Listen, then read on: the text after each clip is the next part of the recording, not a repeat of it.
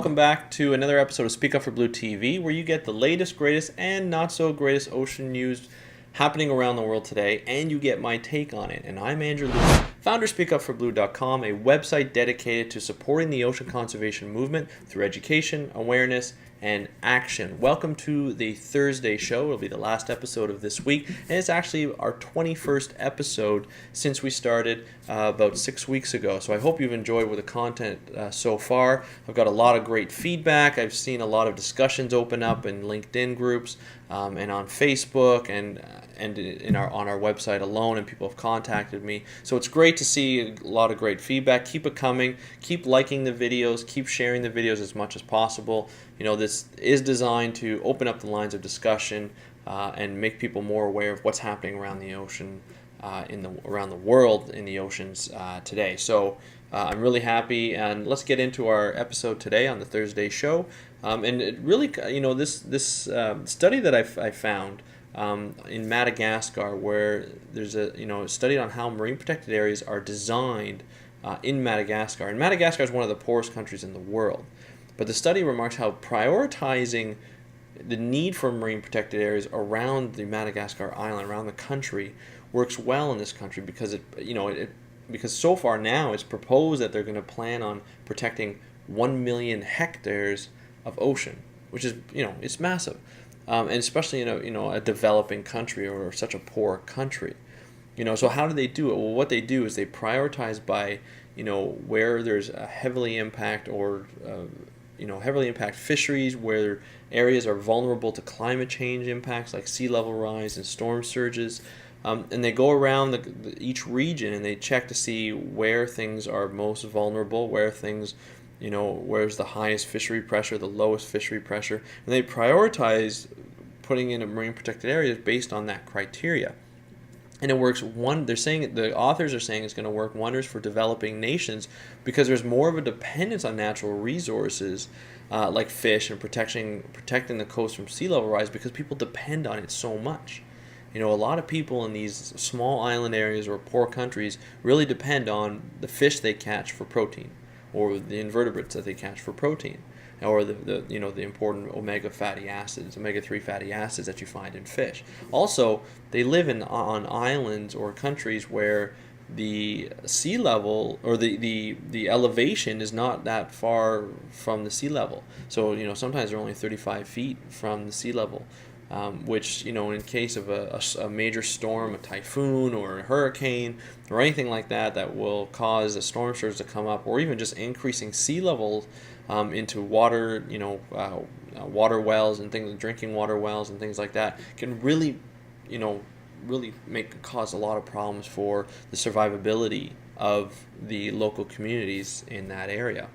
Now, you're looking at developing marine protected areas in developing countries. It's a little bit different because things are a little more complex, where you have multiple interests in the ocean, and it doesn't necessarily mean that it's going to these interests are going to benefit the local community that are surrounded by the ocean in these areas where the interests are being met.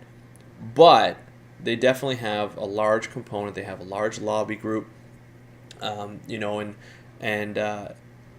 it becomes quite complex, politically and things like that. But the approach that's used in Madagascar is fairly simple, and it should be used in developed countries as soon as possible. I mean, this is how it should be. This is the ways it should be done. What's happening now is, you get some sporadic marine protected areas that are kind of coming up based on, usually culturally significant features, whether it be a religious thing or whether it be something historic or an artifact or a sunken ship. People are really kind of going around, they're kind of rallying around that cultural feature and they're protecting it. But not a lot of people are kind of protecting it for fisheries, or to protect it from the area from overfishing, or even just protect it the regular biodiversity and stability of the habitat or the piece of ocean that they're trying to protect. So the way I would do this is you prioritize through a country. So if you look at Canada as a whole, you look at its sensitive areas, and where is it sensitive right now? Sensitive areas are in the Arctic because there's a lot of pressure coming up from the south. Global warming's kicking in, so there's The Northwest Passage is opening up, so there's going to be a lot more human impact in there. We know very little about the Arctic in Canada. I mean, even in the U.S., very little, just because of the extreme temperatures. It's hard to get divers to go down, and people haven't really been involved in the Arctic all that much. But now that it's warming up and people are starting to use it more, scientists are kind of saying, oh my God, what are we going to destroy if we keep kind of going up there? So we need to know more about that, and maybe even set, marine protected areas up as more of a conservative measure, just to make sure that we're not screwing anything up when, we have more ship passages through and things like that. So that's where I would start. Then I would start in areas where, fishing is really a high impact area. You look at areas that are, other areas that are actually, a lot of local communities in Canada will be affected by, sea level rise and storm surges.